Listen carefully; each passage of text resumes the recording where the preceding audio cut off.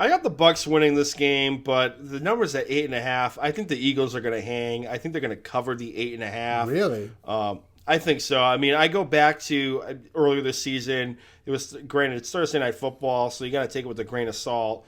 But the Eagles did cover. They did cover against the Tampa Bay Buccaneers down the stretch at the end of the game.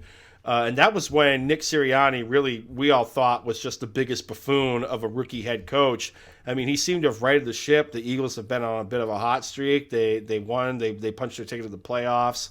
Their defense is pretty decent. They got Darius Slay out there, so you got to figure Slay is going to be on Mike Evans. Antonio Brown quitting mid-game. He's not going to be there, obviously. Chris Godwin, he's out with the knee injury. So, I mean, who's really going to step up at this point? Like, is it Scotty Miller? Is it, I forget his name, Grayson? He kind of filled in for it.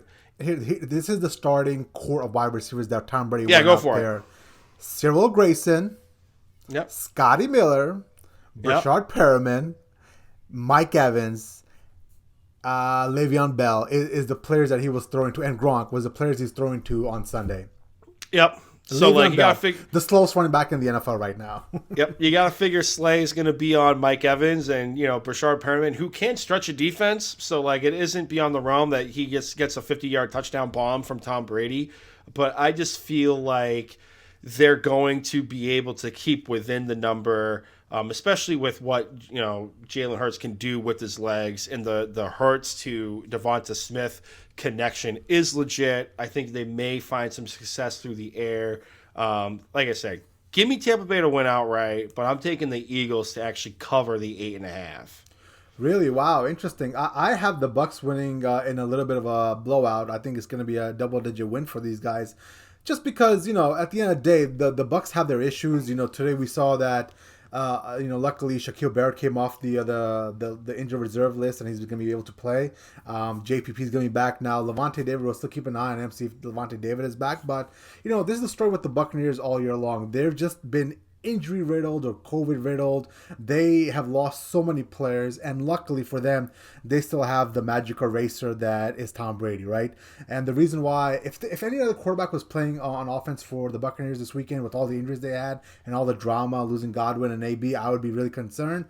But it's Tom Brady, right? I think the fact that you can't run on the Bucs defense is going to be the issue for the Eagles.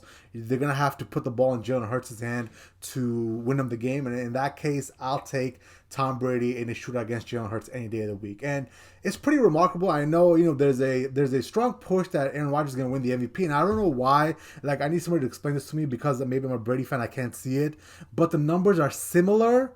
I think Tom Brady's numbers are much better. He leads most categories for quarterbacks for the year at age 44, and their record is the same as well. They both ended up 13-4, and because of the tiebreaker, obviously Green Bay got the number one seed. But at 13-4, they're kind of the same. And what Brady has done this year on the fly, reinventing the wide receiver room on the fly, the fact that he's throwing to these no names again, like he did for so much of his years in New England, whether it was Amendola or Edelman or wherever it is, he's back to that level, throwing to like Scotty Miller and Brashard Perriman and Cyril Grayson. So I think with Tom Brady and who he is, I think it's going to be the magic eraser. And I'm just glad that this Buccaneers team is playing, in my mind, the weakest team in the playoffs right now. Mm-hmm.